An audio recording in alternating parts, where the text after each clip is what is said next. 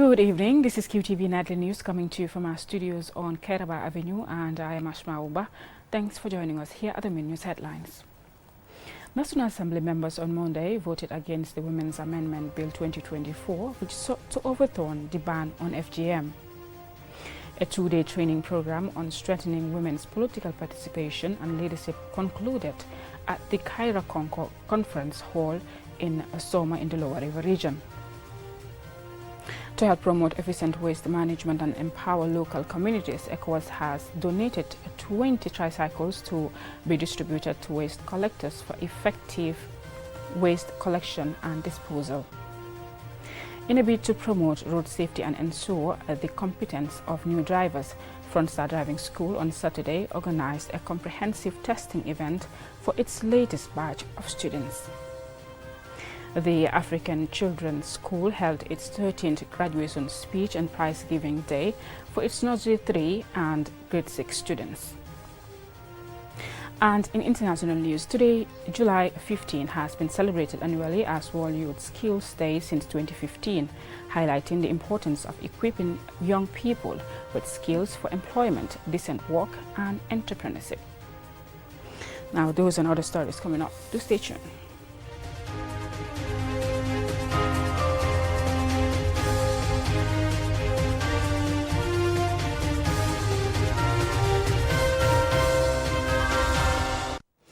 Thank you for staying with us. Now, National Assembly members on Monday voted against the Women's Amendment Bill 2024, which sought to legalize the practice of FGM in the Gambia by overturning the current law banning the practice. As we hear from this report by Ansumana Isonyasi, despite going through the consideration stage, the bill failed to progress. In accordance with Order 8.1 of the Standing Orders, I so rule that the bill is rejected and the legislative process exhausted. This is an emotional day for the Gambia. For proponents of the bill that was tabled before Parliament by the member for Fonyi Councillor, Honorable Almami Jiba, that sought to overturn the ban on FGM, it is a big blow. But for anti-FGM campaigners, this is a historic win. After all three clauses of the bill were rejected by members of Parliament, the bill was effectively thrown out, maintaining the ban on FGM in the Gambia. Having passed the first and second readings, the Women's Amendment Bill 2024 was rejected after parliamentarians voted in favor of rejecting all its clauses as proposed, denying it a third reading and effectively killing the bill. Though considered at the Committee of the Whole Assembly without any of its clauses, the plenary overwhelmingly votes in favor of the Standing Committee on Health and Gender's report, which strongly advised against repealing the bill. After the bill was thrown out by Parliament, we engaged some proponents of the rejected bill who expressed disappointment, vying to continue the practice. However, for anti-FGM campaigners, this was a day to celebrate. I am speaking on behalf of all Gambian women, from Katong to Koina. This bill that they have just rejected was here to maintain our culture and our deen. They can do whatever they want, but we will not stop. We will continue practicing what we believe to be right, and that is our culture. I am a strong supporter of my religion and the daughter of an imam, and all I know is Islam. They can reject the bill, but they cannot force us to leave our culture and religious beliefs. This practice is here to stay. They can take money from people who do not believe in our culture and religion. They can reject this bill and reject our culture and religious beliefs, but we will not stop. It is quite unfortunate that it has come to this, that our very own people are supporting them. I'm deeply excited and I'm deeply happy that the National Assembly did everything to keep this law in place. There's a lot of National Assembly members that have worked behind the scene, one of them being the Deputy Speaker of the National Assembly, Sidin Jai. We are so grateful to members of the Joint Committee on Gender and Health. I am so happy. I cannot express how happy I am. Together, collective efforts, we have made history. History has been rewritten in the right direction. Gambia would be on the map for the right reasons.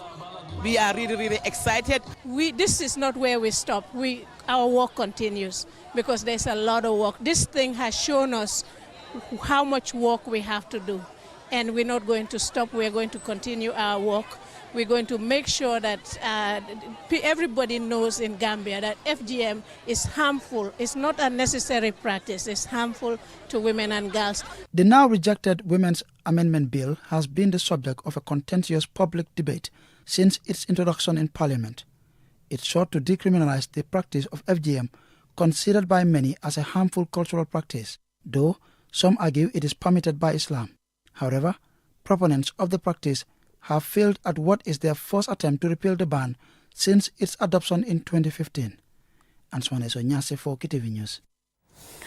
Activists, in collaboration with the National Council for Civic Education, concluded a two-day training program on strengthening women's political participation and leadership through reform legislation at Kaira Konko Conference Hall in Soma in the Lower River region.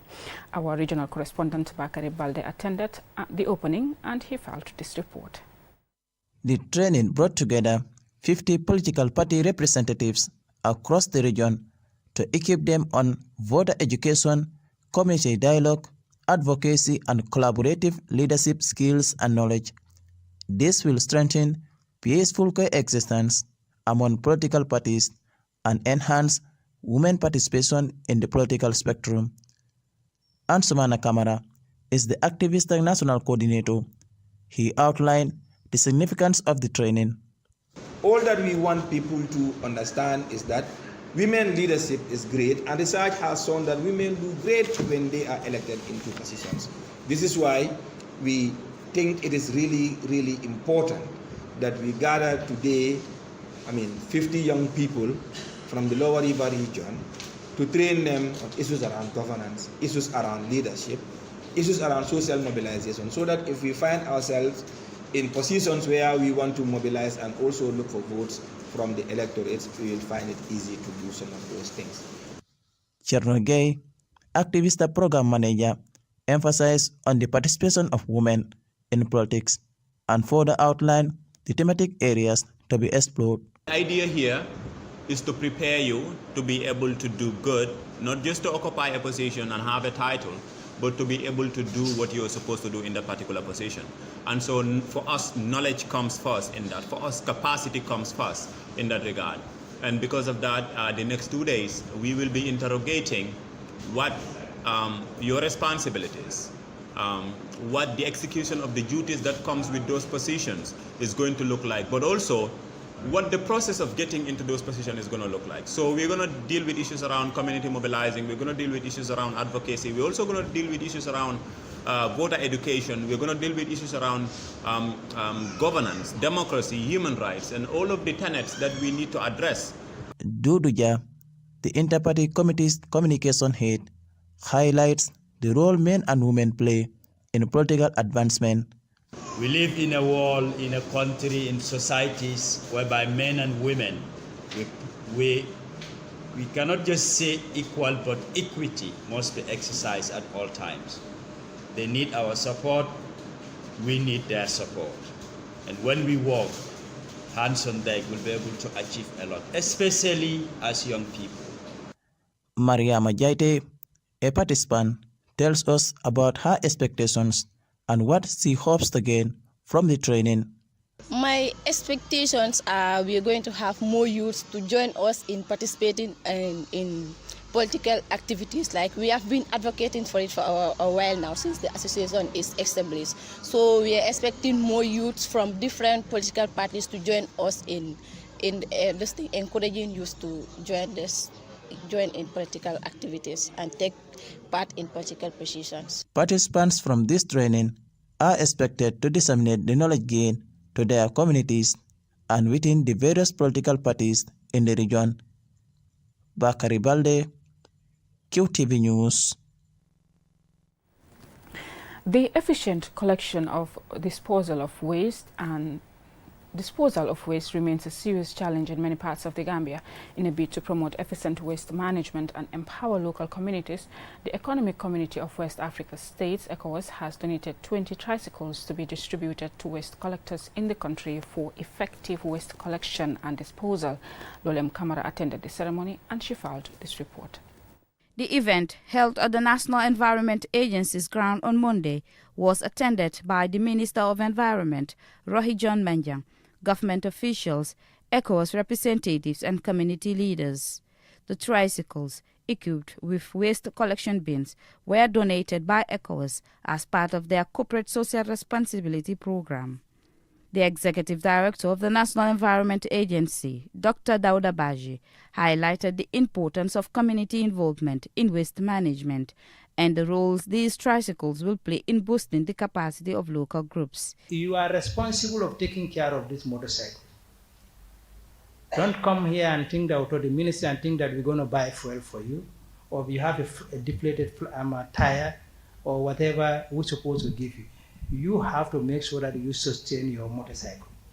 And then also, you have to understand that it is part of the agreement, but you have to put at the media that we're going to be monitoring your performance.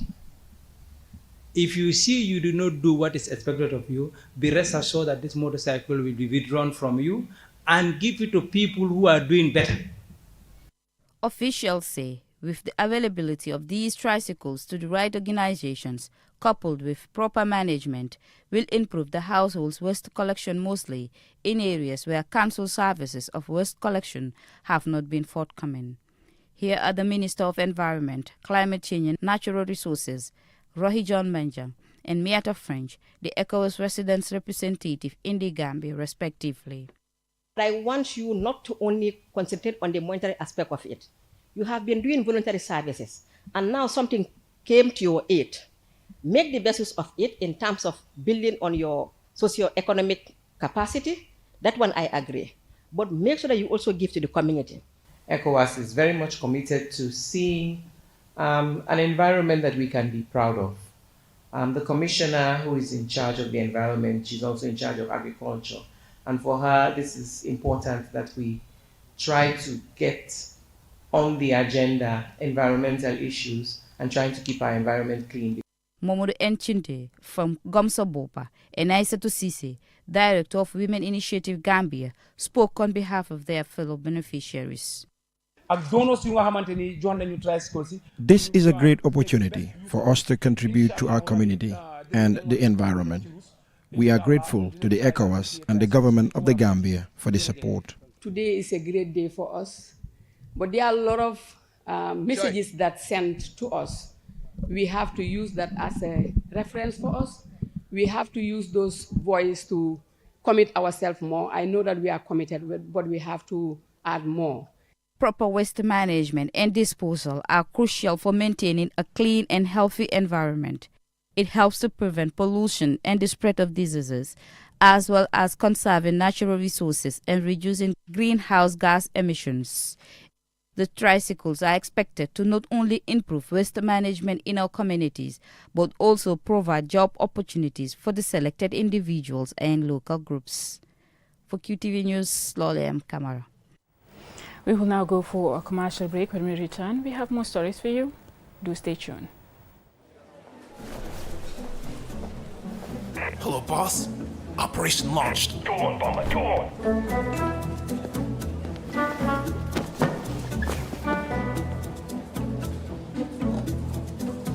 I don't understand. I don't understand. What is it, Bomber? Hello, boss. I don't understand. Amazing discounts on all the best products. But it's really easy to understand. During Buddy Days, take advantage of exceptional discount up to 50% on tile, sanitary, and light. From June 29th to July 13th, you will be splurging. Buddy Mat, welcome home.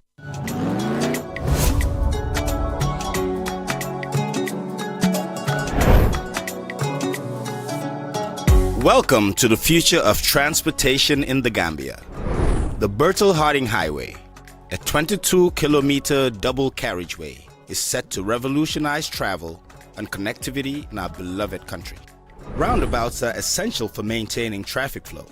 Always yield to vehicles approaching from the left, already in the roundabout, and signal your exit to inform other drivers. Adherence to traffic rules is crucial. Maintain speed limits, use indicators for lane changes, and be mindful of pedestrian crossings.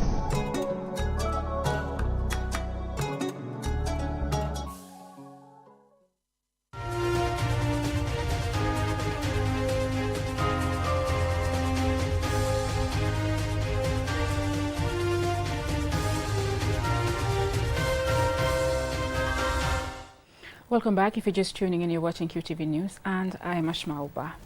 Now, in a bid to promote road safety and ensure the competence of new drivers, Frontstar Driving School on Saturday organized a comprehensive testing event for its latest batch of students.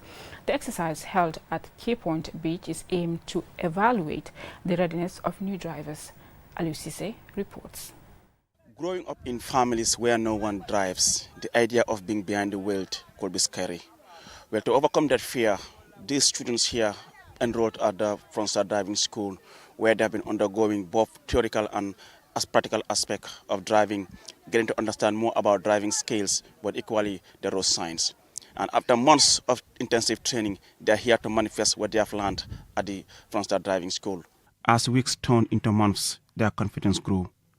The school's comprehensive curriculum, which included both classroom instruction and practical driving lessons, helped build their necessary skills. They learned not just how to drive a vehicle, but also the rules of the road, defensive driving techniques, and how to handle emergency situations. Ibrahim Abaji and Kadijatu Sonko, both trainees, described their time with Frontstar Driving School as memorable and fun. They praised the instructors for their patience and professionalism. The experience is just amazing because by then, I don't know any signs. I used to see the signs, but I don't know what they meant, and I don't know the traffic rules. But now, me knowing these signs and their importance, they are just like police officer for me rather. They give you everything that you need. They will not only also teach you about road signs and how to drive. They will tell you how to use your car, the road, highway code sign, everything that you need to know about your car. They tell you, even our engine oil, everything. They teach us everything about the car. That is what inspires me much more to come to this driving school. Abdullah Baji, a testing officer, is pleased with the students' level of mastering of the highway codes, which he said are very important in averting road accidents. However, they are being disregarded by drivers who cannot interpret them. So it is very important that a driver understands the code signs, because these are the ones that will guide you. They are on the road to guide you. They are there to protect you. At the same time, they are there to represent the police. Frontstar Driving School continues to play a crucial role in providing its ever-increasing students with the skills and confidence needed to navigate the road safely. Its founder, Modlamin Baji, a young dynamic Gambian, is proud to be contributing towards national development through reducing road accidents and creating employment for many young Gambians. He went further to urge the government to give more support and acknowledgement to Gambian entrepreneurs like him to inspire many others. Frontstar is the only driving school that is giving the students what it takes to be called a driver. Because we have seized a lot of learning from our students who came from other driving schools, and we retrain them. Honestly, they cannot even do what is required, because driving have a lot of topics you should train, not about just moving the car. So we need the government to come on board, and we can solve that problem. Yes, the accident problem, we can solve it.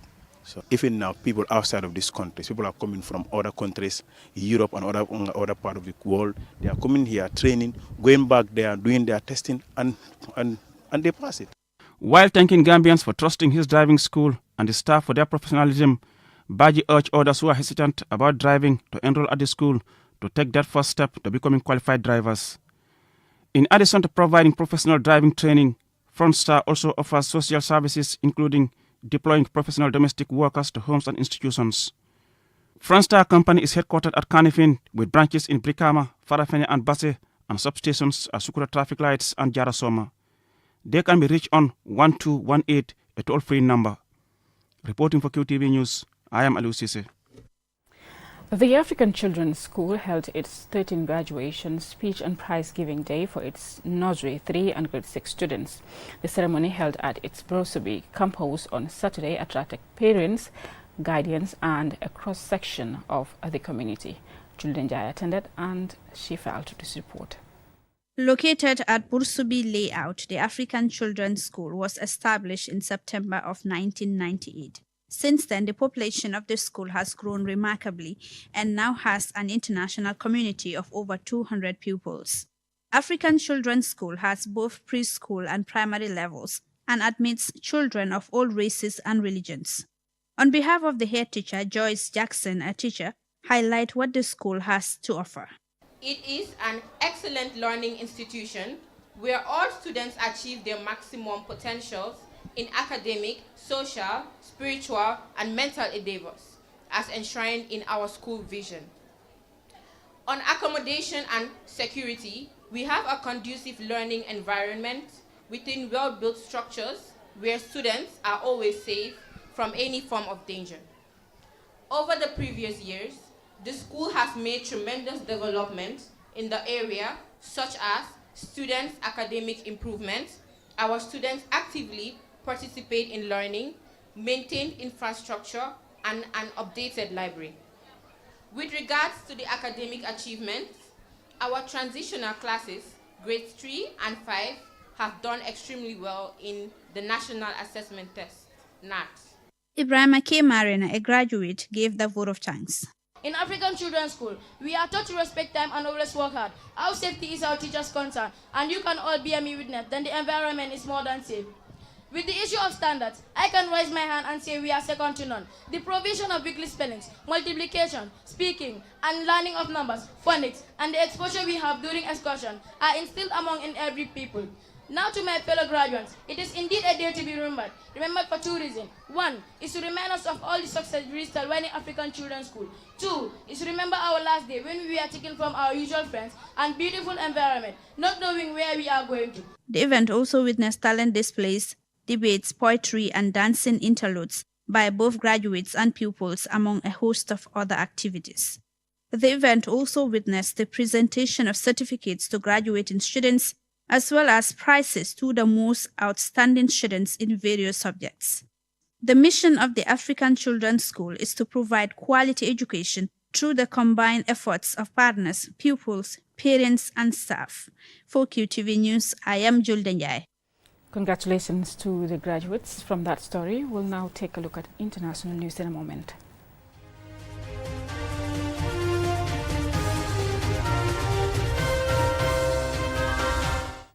Today, July 15th, has been celebrated annually as World Skills Day since 2015, highlighting the importance of equipping young people with skills for employment, decent work, and entrepreneurship.